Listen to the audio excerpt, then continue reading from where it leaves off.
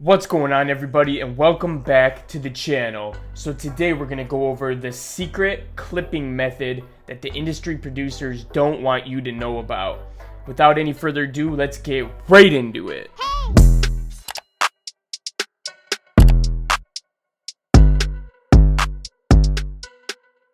Okay, so this secret method that I'm talking about for clipping here is something that I've been doing a little bit, and I think I've showed it in one of my tutorials a while back, but you guys might have glossed over it, or some of you may have never even seen it.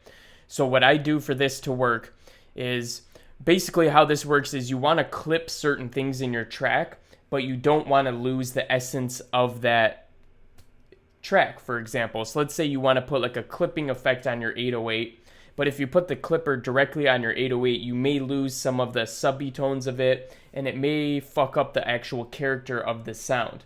So there's a way to get around that, and I'm going to show you exactly how to do that right now.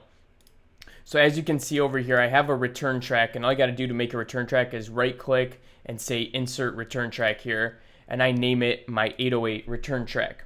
And all that I put on this return track here is a classic clipper, okay? You could put an Ableton saturator, you could put, and turn on the soft clipping, you could put any one of your clippers on here that you'd like to use.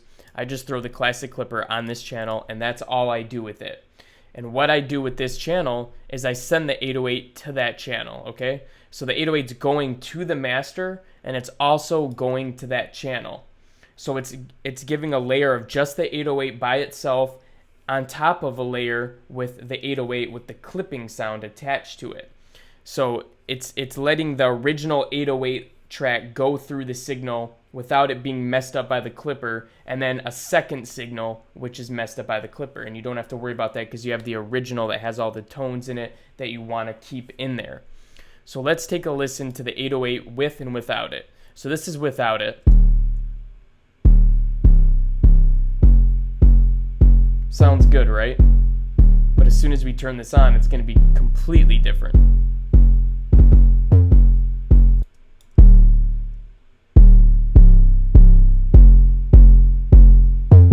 You hear more of the highs in it. You hear that clippy little effect that you hear in trap music all the time. So this is going to be super useful for you guys because you don't have to sit here and throw a bunch of shit on your 808 to try to get to sound like that. You just use a return track and you make sure to send it to that return track. Now, before I leave you guys, there's a couple other tracks that I like to send through this 808 distortion clipping track, right? Because all it's doing is really clipping it, but it's kind of giving it that distorted, cool feel that you hear in trap music. I also send my kick to that track as well. All right, so let's listen to the kick with and without it. It does sound louder, but it also gives it a little bit more of like a sharp edge to it, more highs, more grit to it to make it hit a little bit nastier. And the last thing that I send to it is also my hi-hat track here. So this is without it, and this is with it.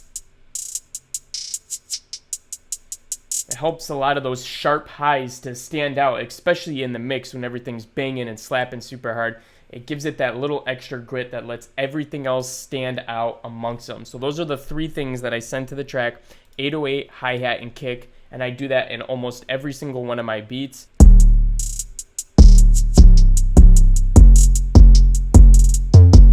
So we're going to solo all these, and then we'll turn this track off.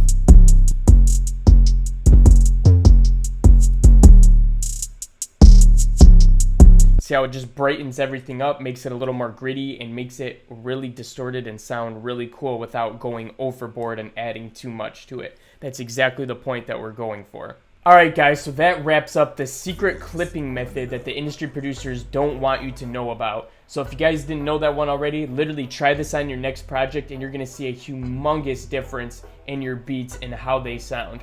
So I hope you guys liked that one, and make sure to smash the like button if you did. Also, subscribe to the channel if you're new here because we're uploading videos all the freaking time, man, that you're not going to want to miss out on.